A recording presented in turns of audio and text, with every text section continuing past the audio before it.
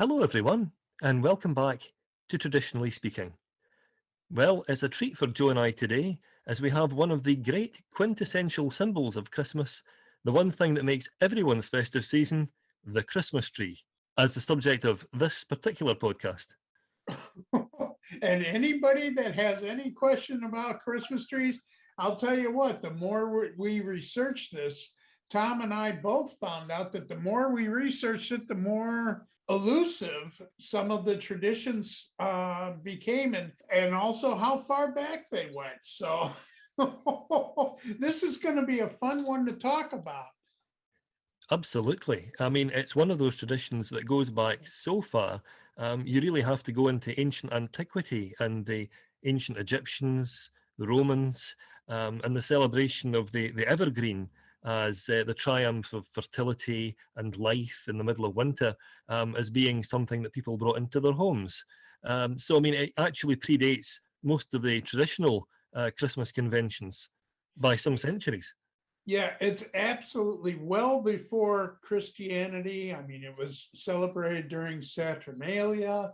The ancient Chinese celebrated a Christmas tree type of tradition where they hung boughs in their houses and stuff. Ancient Rome, and just so on and so forth. In fact, in many countries, it was believed that if you hung evergreens in your house, it would keep away witches, ghosts, evil spirits, and even illness. Yeah, absolutely. And I mean, you have to look at, I guess, Saint Boniface in Germany as the kind of the first modern European mention of the Christmas tree. But really now it tends to be Martin Luther, who is the sort of early central character of the Christmas tree, because it was said that he was one of the great characters of the Reformation in Europe, that he, on one particular Christmas Eve, looked up at the stars over a field of fir trees and had been so moved by this sight that he decided he wanted to reproduce it for his family. So he took one of the fir trees home with him and he decided to hang candles from each of the branches to make the closest approximation he could of the starlight.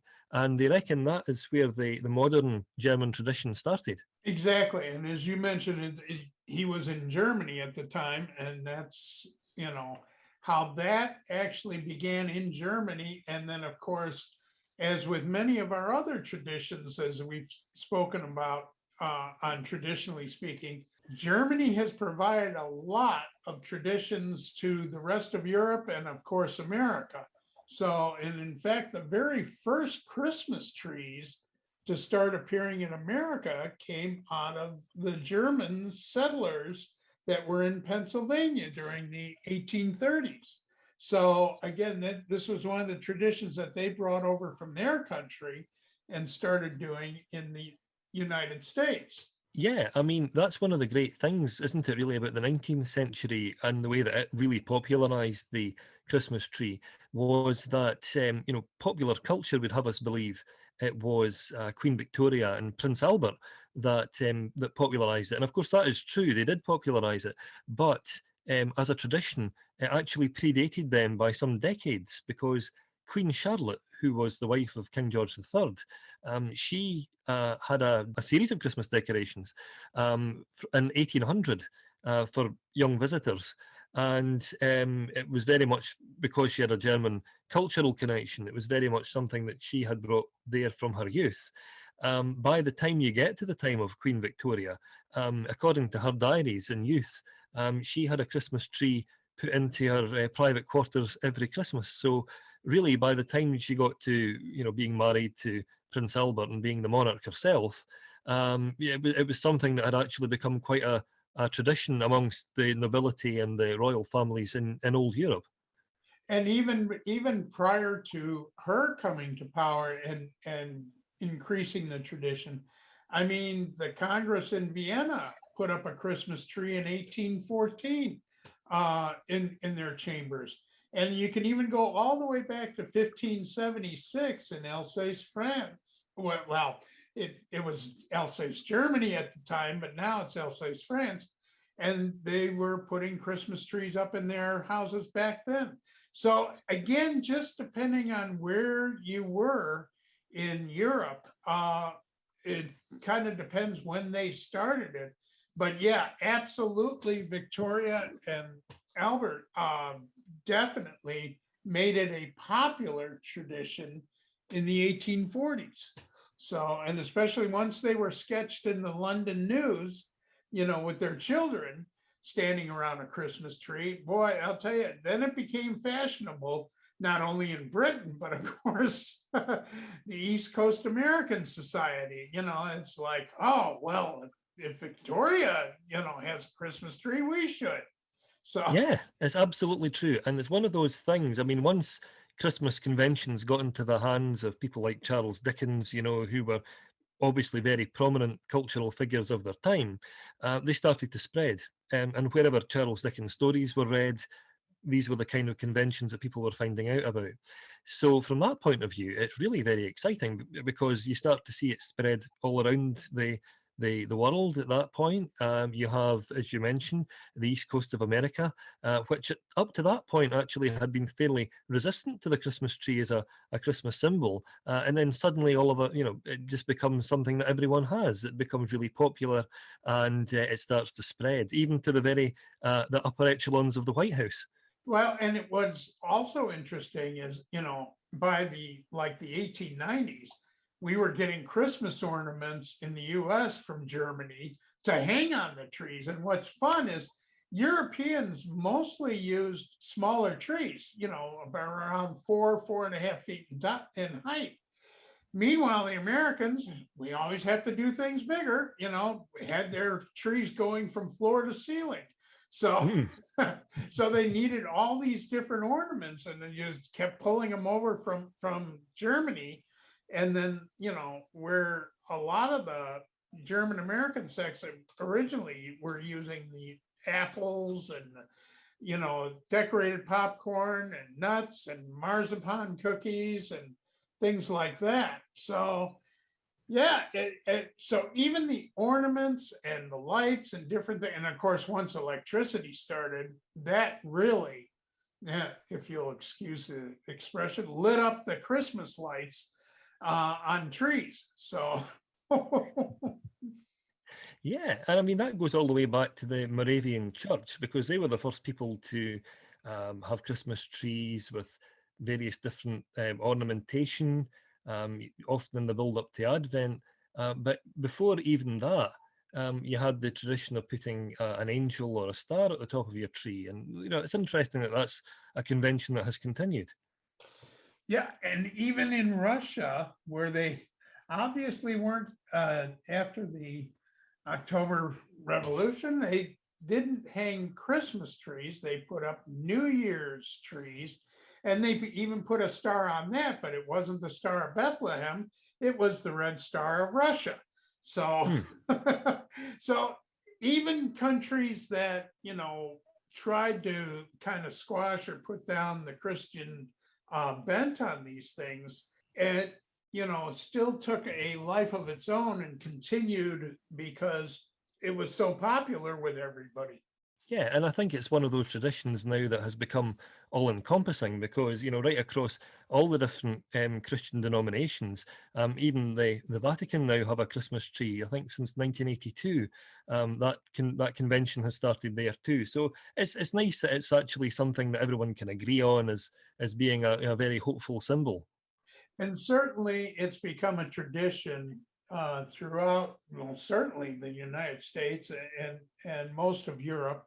And it's kind of fun to see the differences. And now people are doing themed trees and stuff. I mean, I must confess that my wife Mary and I have 5 Christmas trees are going up this year, 1 real tree and 4 artificial trees, and each one has a different theme. And there's a lot of people in the US that do that and have different themed trees. They'll have angel trees or Santa Claus trees or just, general trees or animal trees. So we have a little of each. We've collected a lot of ornaments over the years. And doesn't it say something that every single year North America produces between 33 and 36 million Christmas trees? And over here in Europe, it's something like 50 to 60 million. So I mean, it's definitely a tradition that's in no danger of going anywhere anytime soon. And what's really amazing, and you're absolutely right. The amount of Christmas trees that are produced, and when you stop and think that a lot of these trees take, anywhere from 6 to 10 years to grow to a 6 foot height. I mean, that's a lot of trees planted, which most interesting, the most widely planted tree in the United States is the Scotch pine, but it's not the most popular tree. The actual most popular tree in the United States is the Fraser fir, because it's the second most fragrant tree, and it's got strong branches and good spacing for hanging ornaments. And then that's followed by the noble fir, then the balsam fir, and the balsam fir is the most fragrant. So lots of people like balsam firs. And then the fourth is the Colorado spruce because of its strong limbs. And then the Douglas fir, and I mentioned the Scotch pine, and then followed up by the Norway spruce, the eastern red cedar, and the eastern white pine. So there's just 9 varieties right there of different Christmas trees that you can buy and almost anywhere in the United States and wind up in all kinds of homes. So that's part of that 33 million. And of course, that raises an interesting question as well, which of course is, when do you put your Christmas tree up? Because here in the UK, it's considered to be unlucky if your tree's still in place after the 12 days of Christmas, which is the Right. 6th of January. But no one says when you put it up, though. That's the thing. And some people have them up about October. So there's a question. Well, my artificial ones start going up before I take my Halloween decorations down. But but officially for trees in the US, I think they do it on the first week of Advent is when you're supposed to put your tree up. Now, again, a lot of times you can't even get a real tree until closer to Thanksgiving. So, that's the earliest you can possibly grab them, is just before Thanksgiving. But officially, I suppose you're supposed to put them up around the Advent season. And as you mentioned, you're supposed to take it down, on the 12th day of Christmas. Although there's now the Epiphany. They have extended that to the end of the Epiphany now. And if you don't have it down then you're considered in bad form. Mm. So it keeps expanding, but and we know people that keep their trees up all year, artificial, obviously, keep their trees up all year long. So, but even I like to take a little break from that. Well, yeah, it's one of those things, isn't it? I mean, just like Mariah Carey's "All I Want for Christmas Is You," it's one of those great symbols that Christmas is on the way. When you see, a Christmas tree arriving at Rockefeller Centre or at Macy's department store, or over here, Princes Street in Edinburgh and Oxford Street in London, it's one of the definitive symbols, isn't it, that the festive season is well and truly on its way. Yeah, and speaking of the Rockefeller tree, it's interesting to know that dates back to the Depression era. And actually, I think it was 1931 that was the first Rockefeller Center tree was placed. And that was while they were constructing the Rockefeller Center. So, and 2 years later, another tree was placed there, and that's the first one with lights. And of course, they had a few lights on it then, and now these days the Rockefeller Center tree has over 25,000 Christmas lights.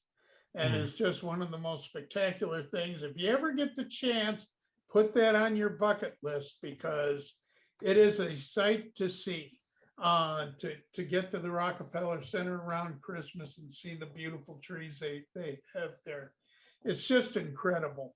Yeah, absolutely. And the other interesting thing, of course, is if we go to the extreme other end of the spectrum from the Rockefeller Center Christmas tree, we have a tree so famous it has been immortalized in popular culture, and that is the Charlie Brown Christmas tree. which which was really the boom for real Christmas trees across certainly the United States, probably Europe too.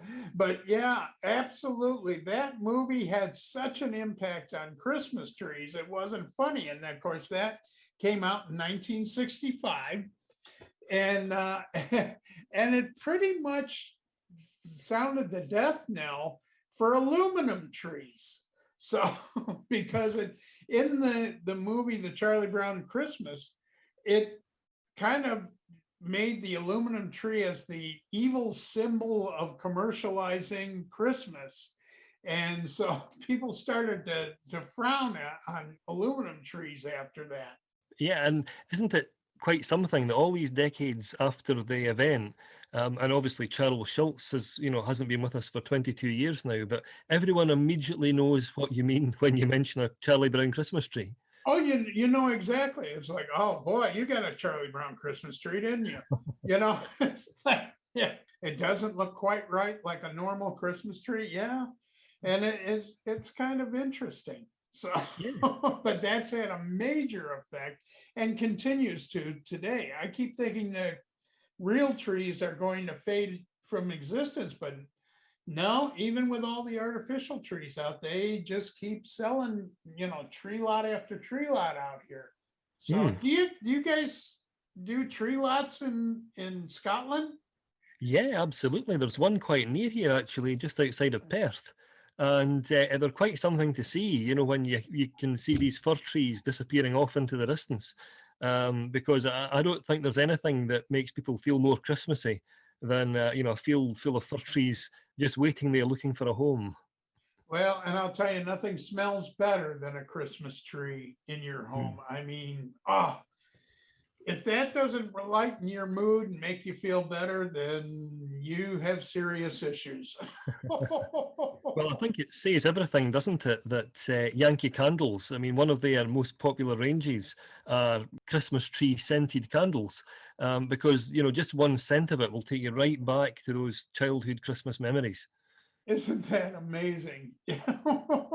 So we were talking earlier. Do you remember when the first White House Christmas tree was inside? Now, I have a feeling, and I'm perfectly willing to be corrected, but I have a feeling, was it not around the time of Grover Cleveland, around the 1890s? It was that far back. I Okay. think I mean, so. I know in 1923, it was the first national Christmas tree on the south lawn of the White House. And that was the first lighted tree or decorated tree for the White House. And that's continued on ever since then. But I couldn't remember exactly when they, did the first one indoors. I mean, in the UK, it's one of those things that was very gradual, because really it was throughout the 19th century, it went from being a predominantly royal, upper class kind of rich person's convention to being something that everyone could enjoy. And really, by the time you get to 1900 and you're looking forward to the 20th century, it was a very widespread tradition by then. Yeah, and certainly has grown ever since, obviously, and and that is talk about a tradition. I mean, it almost doesn't matter what country you go to. They all celebrate with a Christmas tree or a type of Christmas tree. And that is definitely a tradition I see just continuing. And as you mentioned, obviously Clement Clark Moore put it in, the night before Christmas, and which also further popularized it in the United States. but it's just one of those things that it brings a smile to everybody's place. And I think people start getting excited. I mean, two things always get me going, in the latter part of the year. It's when I see pumpkins pop up for Halloween and Christmas trees for Christmas. So, Hmm. and then all of a sudden it's like my whole mood elevates to a new level. Well, there's just no symbol more cozy, is there, than a nice warm house with a Christmas tree, fully illuminated, and all of the decorations on, perhaps a nice mug of hot chocolate. Nothing speaks more of a nice cozy Christmas atmosphere than that, does it? Not anything I can think of anyway. And just smelling a Christmas tree, as I mentioned, does wonders for my mood. So, speaking of smelling Christmas, so when do you think the first artificial trees were developed in the US? Can you guess, Tom? Now, I would be inclined to think the 1930s. 20 years earlier than that, the Well, 1930s, actually, and they were yeah, made of brush bristles. And then amazing. the 50s and 60s, as we talked about, meant, that's when they started the mass production of aluminum and plastic trees. And of course, now, boy, I'll tell you, you look at these artificial trees today, and you'd be hard pressed not to know they weren't real, especially if you're a couple feet back. And you can even add sense to it. It doesn't matter whether you have a real or an artificial tree almost anymore, because they all look so real. Yeah, because one thing that was very popular over here a few years back, and they're still reasonably popular now, was a fiber optic Christmas tree, where you had the tree, in a sense, it was providing its own light. Oh, that's right. Yes. And yeah, and in fact, that's still a big tradition here, is to put, you've got fiber optic trees and you've got the ceramic trees for the tabletops and things like that. So, yeah, I forget you can go beyond the actual Christmas tree in all kinds of Christmas tree decorations. And of course, when you see them, you know exactly what they're for. You don't sit Mhm. there and say, well, what's that ceramic tree doing on your, coffee table? It's like, that's definitely part of the Christmas tradition. Mm. Yeah, and as you say, one thing that everyone can agree on, it's become popular across all denominations. People from different religions use them. People who have no religious faith use them, and I think that's one of the really nice things about Christmas. It does bring people together, even now, and so from that point of view, it has that very inclusive quality. Absolutely. And, it doesn't matter if you're very religious or highly secular, everybody uses that and everybody celebrates the holiday because of it. So I'm all in favor of it. Yeah, and I mean, it's one of those things I feel isn't in danger of going anywhere soon. I think as long as there is going to be Christmas celebrations, there will always be Christmas trees. Well, and let us hope so, that continues on into our children's lifetime. So, because I think it is one of those things that brings smiles to people's faces, and it is a good way to cheer people up during the holidays, even when we have so many political and social setbacks as we're having now. So, if anybody needs a smile nowadays, it, it's now. And I think our Christmas trees will continue to bring that for every year. So let's hear, I'm hoping to hear from some of our listeners as to how you decorate your Christmas trees, and how many do you have, and how, as Tom mentioned, how long do you leave yours up? Do you leave it up until, the 12th day of Christmas, or do you do it through the Epiphany, or do you change out the decorations and have Easter trees and St. Patrick trees? I've seen lots of those too. They just changed the theme of the tree. Yeah, and as Joe says, we always love to hear from listeners. If you have any unusual Christmas tree traditions that you would like to share, or if your family has done something with their Christmas tree as a kind of long-term tradition, why not let us know? And the best way to do that, Tom? Is traditionally-speaking.com, and you can get in contact with us there. And feel free to ask us questions about how we decorate or our own trees and stuff. So, I mean, we all do things a little bit different, which was part of the fun of this is, you can have different kinds of Christmas trees and oh, yeah, that's a good question. What kind of tree do you like? My personal favorite, I have to say, is the Fraser fir, and Mm. which is pretty much exclusively grown in North Carolina. And the reason it's just so fragrant and it lasts forever. I mean, a good Fraser fir will last you 6 to 8 weeks, and it's got great branches for hanging ornaments, and it has some cool spacing, kind of like a noble fir. For if you've got big ornaments or want to do things differently, and of course it'll hold a million lights, or at least as many as I have. So, so I'd like to hear what kind of tree you like to decorate, what kind of tree you put in your house if you put a real tree in. So, And and obviously, being a Scotsman, I would have to say it's a Scots pine, because what kind of Scotsman would I be if I didn't? well, and I'll tell you, like I said, not only is it the most widely planted, but it does have beautiful needles, and it has a great fragrance as well. So it's I like a good Scotch pine too, but for me, it's a Fraser. So is that what you do? Is you get a Scotch pine every year, Tom? Well, as far as I'm concerned, it doesn't matter if it's a real tree or an artificial tree or one of those kind of experimental models that we're getting nowadays, where it's, you get these revolving trees and mechanized trees. As far as I'm concerned, the best tree is the one you have in your own home. Amen to that. And I've even seen people hang trees upside down and Mm. decorate them, which is different. I mean, I'll say that the ornaments look nice, but it's still kind of a strange sight when I see that. And I've seen that more and more in some of the Christmas decorating stores, and the places that sell ornaments and that kind of. It's like it's different. Yeah. But Well, as you said, whatever makes you happy, that's what you should do. Well, it has to be said, anyone out there who has a pet cat, if you have an upside down tree, it might be the only way your ornaments will survive Christmas.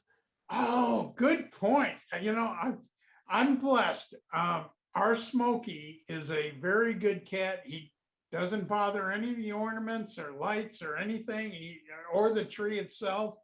So it's just kind of like, okay, you people are weird, whatever you want to do. But but you're right. Most people have a problem if they have cats. So, and even their dogs sometimes, get a little frisky around Christmas trees. Yeah. Our West Island Terrier always used to like to drink from the water in the pot for the tree's pot. So Well, beats a toilet. that's certainly true. Well, anyway, I think we should wrap this up. But if anybody has some interesting tidbits or facts that you'd like us to add to the website, by all means, email us, let us know, talk to us. We're dying to hear how you decorate and what you do for your traditions each Christmas. And that's something that we love to share with other listeners. So by all means, let us know what you do. Tom, I think we pretty much covered this one. Any last words? Just to say, if you're out there and you want to share with us any of your Christmas tree stories, you know how to get a hold of us. In the meantime, thanks very much for listening, and I hope that you'll come and join in again soon. God bless you all. Thanks so much for joining us.